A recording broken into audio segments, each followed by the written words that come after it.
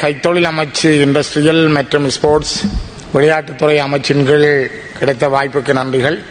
மிக முக்கியமாக இந்த நாட்டிலே முதுகெலும்பாக இருந்த விவசாயத்துறை என்பது வீழ்ச்சி கண்டிருக்கிறது. உலகத்திலே விவசாயத்துறையினுடைய வளர்ச்சிகள் வித்தியாசமான தொழில்நுட்பங்களோடு வளர்ந்து வருகிற பொழுது இலங்கையிலே விவசாயத்துறை என்பது மெல்ல மெல்ல படிப்படியாக வீழ்ச்சி கண்டிருக்கிறது. இலங்கையினுடைய கைத்தொழில் துறை என்பது கூட எரிபொருட்களுக்கான மசகு எண்ணெயை இறக்குமதி செய்து சுத்திகரித்து ஒரு காலத்திலே ஏற்றுமதி செய்து அதன் மூலம் வருமானத்தை பெற்றுக்கொண்ட ஒரு நாடு. அதே நேரம் ஆடை தொழிற்சாலைகளுக்கான துணிகளை இறக்குமதி செய்து தைத்த ஆடைகளை ஏற்றுமதி செய்து அதன் மூலமாக தன்னுடைய பொருளாதாரத்தை ஈட்டிக் கொண்ட ஒரு நாடு. ஆனால் இந்த துறைகள் எல்லாம் இந்த இலங்கையிலே மெல்ல மெல்ல வீழ்ச்சியின் போக்கிலேயே காணப்படுகின்றது. இலங்கையினுடைய கைத்தொழில் துறை ஒரு பாரிய வளர்ச்சியை காணவில்லை என்கிற எண்ணமும் சிந்தனையும் இன்று உலக நாடுகளிலும் உண்டு, இலங்கையிலும் உண்டு. குறிப்பாக வடக்கு கிழக்கிலே இருந்த பல தொழிற்சாலைகள் இயங்காமல் முடக்கப்பட்டிருக்கின்றன, திட்டமிட்டு முடக்கப்பட்டிருக்கின்றன. யுத்தம் முடிந்த பிற்பாடு இந்த நாட்டிலே ஜனாதிபதியாக இருந்த மஹிந்த ராஜபக்ச அவர்கள் இந்த நாட்டில் பொறுப்படுத்த பொழுது சொன்னார், நான் 13 பிளஸை தாண்டி இந்த நாட்டுக்கு ஒரு தீர்வு கொடுக்க போகிறேன். ஆனால் அவர் தீர்வையும் கொடுக்கவில்லை. அவருடைய காலத்தில் அழிந்து போன கைத்தொழில் துறைகளையோ பொருளாதார முன்னேற்றங்களையோ ஏற்படுத்த முனையவில்லை. உதாரணமாக யாழ்ப்பாண மாவட்டத்தில் இருந்த காங்கேசந்துறை சீமேந்து தொழிற்சாலை என்பது இன்றைக்கும் மூடப்பட்டு அந்த இடத்துல இருந்த இரும்புகள் கூட களவாடப்பட்டு வெறும் சீமேந்து அடி அத்திவாரங்கள் மட்டும் உண்டு. ஆனால் இன்று அந்த இடத்திலே ஒரு சீமேந்து தொழிற்சாலையை உருவாக்கக்கூடிய வசதிகள் இதுவரை ஏற்படுத்தப்படவில்லை. பரந்தன் ரசாயன தொழிற்சாலை என்பது ஒரு காலத்திலே ஆசியாவிலே பெயர் பெற்றிருந்த ஒரு தொழிற்சாலை. இன்று அந்த இடத்திலே ஒரு தொழில் பேட்டையை உருவாக்குவதாக இந்த அரசாங்கம் குறிப்பிட்டிருக்கிறது, வரவேற்கத்தக்கது. 2015ஆம் ஆண்டிலே நாங்கள் அரசோடு சில நடவடிக்கைகள் இணைந்து போன காலத்தில் இந்த பேரணியை கிளிநொச்சியிலே நாங்கள் முன்வைத்திருந்தோம். கிளிநொச்சி மாவட்ட ஒருங்கிணைப்பு குழு கூட்டத்திலும் பரந்தனிலே ஒரு கைத்தொழில் பேட்டை அச்சுவேலியை போல உருவாக்கப்பட வேண்டும், அதற்கான காரணங்களை முன்வைத்திருந்தோம். மன்னார், வவுனியா, முல்லைத்தீவு, கிளிநொச்சி, யாழ்ப்பாணத்தில் இருந்து புகையிரதம் மூலமும் போக்குவரத்து பேருந்துகள் மூலமும் அந்த இடத்திற்கு வரக்கூடிய ஒரு இடம். ஆகவே ஒரு குறைந்தது 20 நிறுவனங்களை உள்வாங்கி 1000 பேருக்கு குறையாதவர்களுக்கு வேலை வாய்ப்பை வழங்கக்கூடிய ஒரு தொழிற்பேட்டைக்கான கருத்திட்டத்தை கிளிநொச்சி மாவட்ட ஒருங்கிணைப்பு குழு கூட்டத்திலே நான் சமர்ப்பித்தும் இருந்தேன். ஆனால் இதுவரை எந்த முன்னேற்றமும் நடைபெறவில்லை. அதற்கு பிற்பாடு கூட இப்பொழுதும் நடந்த அண்மைய கூட்டங்களில் நாங்கள் குறிப்பிட்டிருந்தோம். நான் இங்கே கைத்தொழில் அமைச்சர் கௌரவ சுனில் கந்துநெத்தி அவர்கள் இருப்பதாக குறிப்பிடுகிறேன். நீங்கள் முதலிலே வடக்கிலே கிழக்கிலே இருக்கின்ற தொழில் அழிந்து போன கைத்தொழிற்சாலைகளுக்குரிய ஒரு கருத்திட்டத்தை எடுங்கள் கையிலே. அந்தந்த மாவட்ட அரசாங்க அதிபர்களாக எங்களுடைய கையிலே ஒரு சீமெந்து தொழிற்சாலை இயக்குவதற்கான கருத்திட்டம் என்ன, எத்தனை ஏக்கர் காணி, எவ்வளவு அதுக்கான பணம் வேண்டும், இதற்கான மூலப்பொருட்கள் எங்கிருந்து எடுப்பது என்ற விடயம் கூட கைக்கு வர வேண்டும். பரந்த ரசாயன தொழிற்சாலைக்கானது என்ன? நான் நினைக்கிறேன் இலங்கையிலே தரமான உப்பை உற்பத்தி செய்த 2 நிறுவனங்கள், ஒன்று ஆனையிறவு உப்பளம், 2வது குறிஞ்சாத்தீவு உப்பளம். இரண்டும் என்னுடைய மாவட்டத்தைச் சேர்ந்தவை.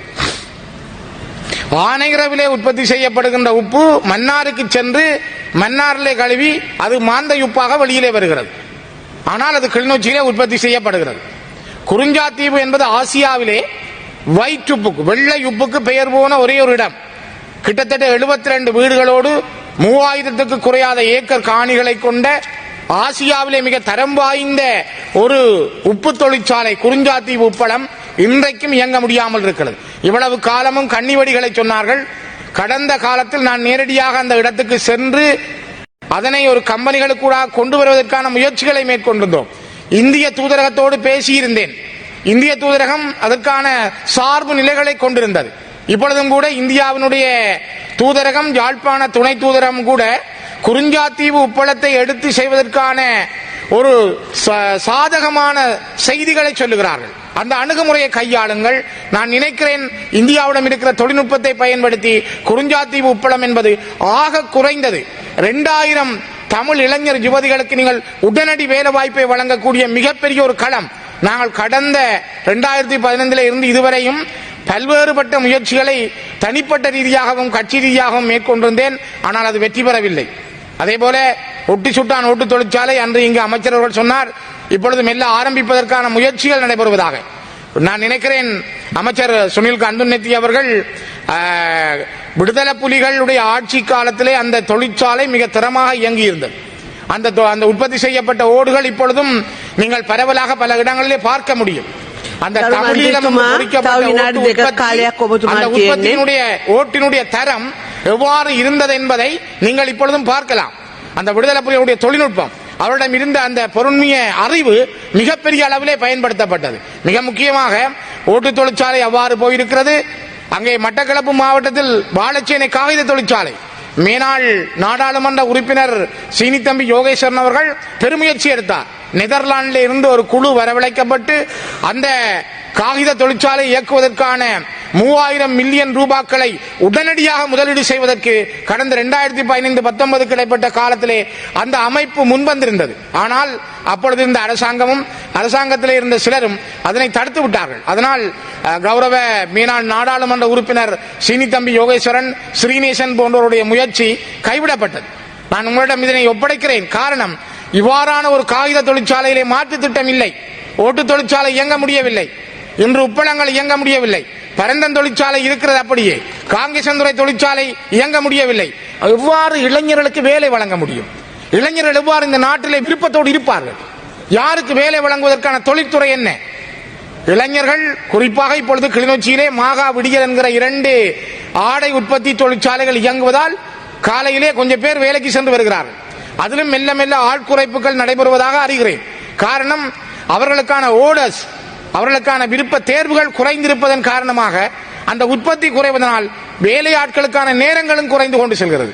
இது அந்த இடத்துல இருக்கின்ற தொழில் துறைகளை பின்னுக்கு தள்ளி கொண்டு செல்கிறது. நாங்கள் முதலிலே உற்பத்தி துறையிலே வளர வேண்டிய நாடு, உற்பத்தி ரீதியாக அடையாளப்படுத்தப்பட வேண்டிய நாடு. இந்த நாட்டினுடைய கைத்தொழில் துறை மேலோங்கி வர வேண்டும். குறிப்பாக இன்று நீங்கள் பார்த்தால் நாட்டிலே யாழ்ப்பாணத்திலே பிரியாணி கடைகளும் சாப்பாட்டு கடைகளும் திறக்கப்படுகிறது சுற்றுலா பயணிகளை நோக்கி. ஆனால் ஒரு நிமிடம், சுற்றுலா பயணிகளுக்கு சாப்பாடு கொடுப்பதற்கு பிரியாணி கடை திறக்கப்படுகிறதே தவிர அந்த யாழ்ப்பாண மண்ணிலே இருக்கின்ற, மட்டக்களப்பு மண்ணிலே இருக்கின்ற, திருகோணமலை மண்ணிலே இருக்கின்ற, கிளிநொச்சி, வவுனியா, மன்னார், முல்லைத்தீவிலே இருக்கின்ற இளைஞர்களுக்கான வேலைக்கான களம் எங்கே திறக்கப்பட்டிருக்கிறது? சாப்பாட்டு கடைகளை திறப்பதால் வேலை கிடைக்குமா? இந்தியாவுக்கும் இலங்கைக்குமான பாலம் அமைக்கப்படுமா? அந்த அமைக்கப்பட்டால் அதனால் வரக்கூடிய லாபம் என்ன? அதற்கான வேலை திட்டங்கள் எந்த அளவில் இருக்கின்றன? இந்தியாவும் இலங்கைக்கும் இடையிலே, தலைமன்னாருக்கும் ராமேஸ்வரத்துக்கும் இடையில் ராமாயண காலத்தில் இருக்கின்ற அந்த பாலத்தினுடைய செயல்பாட்டை முன்னெடுக்கிறோம் என்று பேசப்பட்டதை தவிர இன்று வரை அது பேசாமல் இருக்கிறது. அதானி குடும்பம் கொண்டு வந்த காற்றாலை மின் உற்பத்தி நிலையம் தடுக்கப்பட்டிருக்கிறது, அல்லது அவர்கள் பின்வாங்கி இருக்கிறார்கள். தாங்கள் கௌரவமாக பின்வாங்குகிறோம் என்று சொல்லுகிறார்கள். உற்பத்திகள், தொழில்துறைகள், மக்களுக்கான வேலைவாய்ப்பு களங்கள், வேலைவாய்ப்புக்கான தளங்கள் தள்ளி தள்ளி முடிக்கிறேன். நான் இந்த அரசாங்கம் மீதோ அல்லது அமைச்சர்கள் மீதோ குற்றம் கூறுவதில் நோக்கம், கடந்த காலங்களில் இவை சரியாக கையாளப்படவில்லை. உங்களுக்கு தெரியும், நான் ஒரு அதிபராக ஆசிரியராக நான் சொல்லுகிறேன், ஒரு 5 ஆண்டுகள் நீங்கள் செய்கின்ற ஆட்சிதான் அடுத்த ஆண்டுகளிலே நாட்டினுடைய வளர்ச்சியை படம் போட்டு காட்டும். ஒரு பாடசாலையிலே ஆசிரியருடைய 5 ஆண்டு திட்டம் ஒரு பாடசாலையின் முன்னேற்றத்தை காட்டுவது போல 5 ஆண்டுகள் செய்யப்படுகின்ற ஆட்சி அடுத்த கட்டத்தை கொண்டு செல்லும். அதே போல உங்களுடைய ஆட்சி காலம் இந்த 5 ஆண்டுகள் எவ்வாறு முன்னேற்றத்தை தரப்போகிறது, அதற்காக எங்களாலான முயற்சிகளை, ஒத்துழைப்புகளை நாங்கள் வழங்க தயாராக இருக்கிறோம். தயவு செய்து இந்த தொழிற்சாலைகளுடைய தொடர்பிலே அதிகமான கவனம் செலுத்துங்கள் என்பதை மீண்டும் நான் பதிவு செய்கிறேன். நன்றிகள்.